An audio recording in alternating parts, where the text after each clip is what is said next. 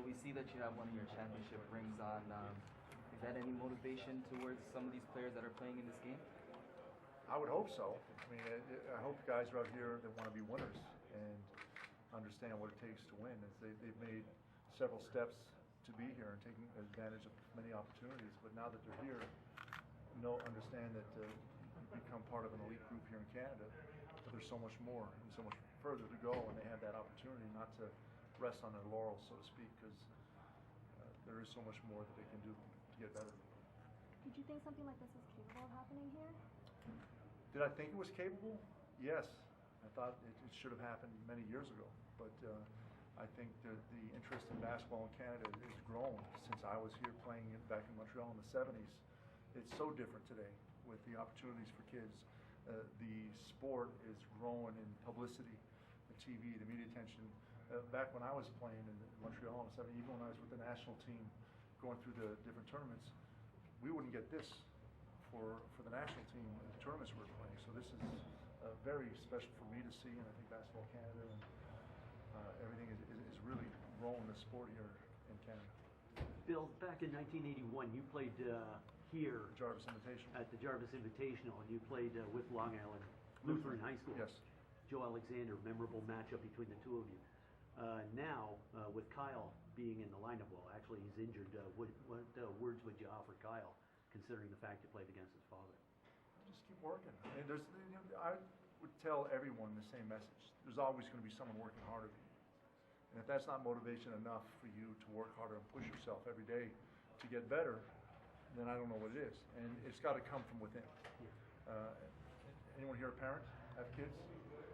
Try to get your kids to do their homework? if you're the one driving the force to get their homework done, don't expect them to get out of college with great grades. It's the kids that figure it out themselves and, hey, I got to get my work done, are the ones that are going to have the best grades. And it's the same in basketball. The kids that want to be in the gym, that come to the gym by themselves to shoot and work on their game, not fool around, work on their game, are the ones that are going to be the best players. And believe it or not, I don't care where you're from. I do a lot of motivational speaking back in the States. Every single kid, I don't care where you come from, what color your skin is, how much money you have in your pocket, you all have the same opportunities. Everyone has the opportunity to work as hard as they can or work harder. And for me, from Montreal to play in the NBA for 13 years, 15 years professionally, for Steve Nash to be an MVP, another Canadian, 2 years, you wouldn't think that could happen. But the opportunities are there, and how you take advantage of those opportunities. And obviously we got 24 kids outside, 25 outside that are taking advantage of a lot of opportunities. But there's still so many more that they can take advantage of to better their lives. Rowan, obviously you were a high school legend in Toronto, out of the East End, West Hill, and things like this weren't around when you were growing up. Just talk about how awesome it is for this stage to be set for kids that are so young. I think it's great for a multitude of reasons. I think I think it first of all gives Canadians an opportunity to celebrate these young men. I mean, our kids have been going down to the United States, and they've been in the All-Star games there, and they've been celebrating in America. Quite often our Canadian public finally gets to know these kids when they hit the NCAA stage, or they're doing tremendous things in the CIS, or potentially getting drafted to the NBA. So I think to be able to get behind these kids now, to have their communities behind and supporting them, I think is a great thing. I think every young player should have that, to feel loved where he comes from. Secondly, for the kids, what a tremendous opportunity. You need all of these kinds of experiences as you go along in your development, so that when you finally get to where you're going, you've seen a big crowd before.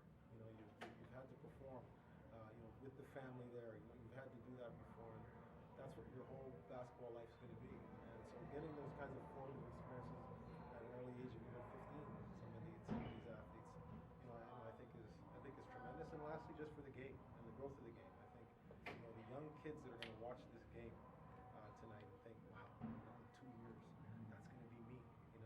I think the inspiration that they can get from that, and having people like Bill, here, and I think is tremendous, harkening back to the past and letting them know that there is more than 4 or 5 years of NBA history in Canada, that there are some people that paved the road beforehand, and we do have a bit of a history, and hopefully they continue to work hard and they can be writing the next chapter.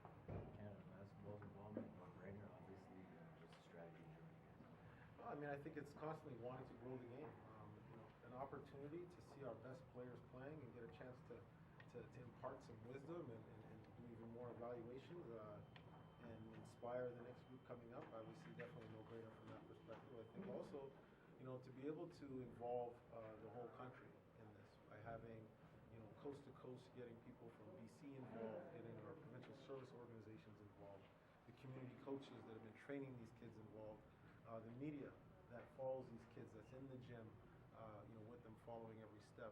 To have all of those people all pulling for these kids, for me, could be really a tremendous start to something special here in our country in terms of the growth of this game.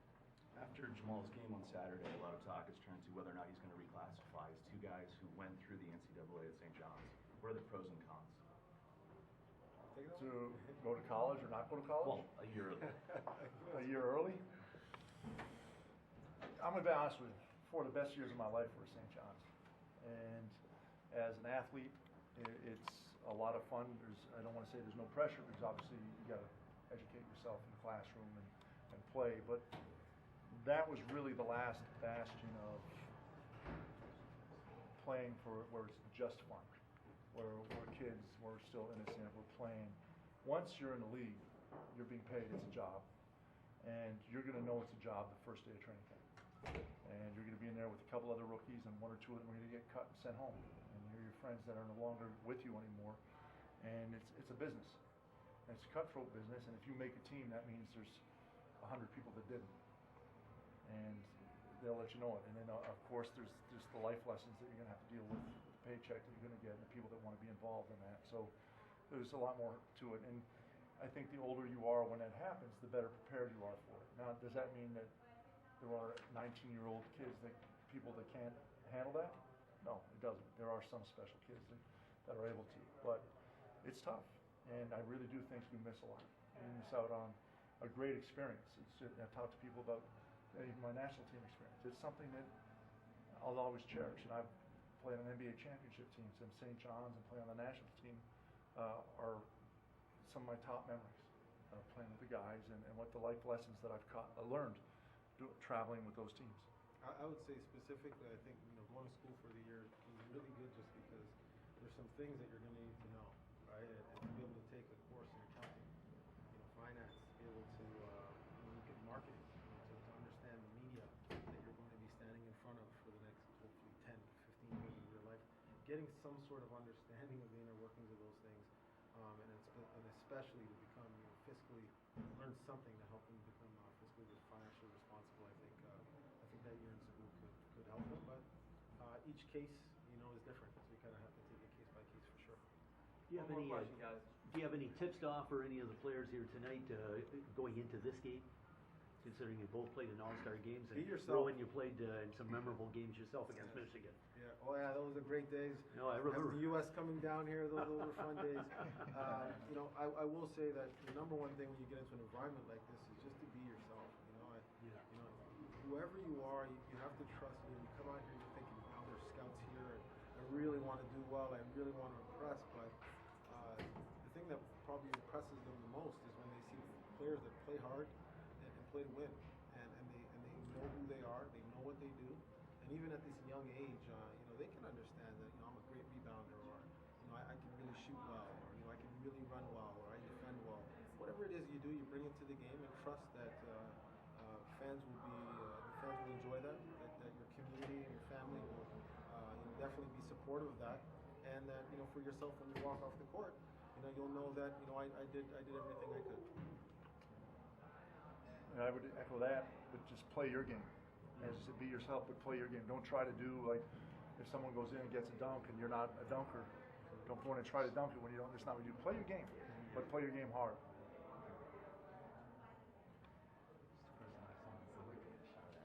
Thanks, Can we get a look at that, bro? So everybody post game will be here as well. Thank you. Thank you. Oh, that's beautiful. I'm seeing it on Friday.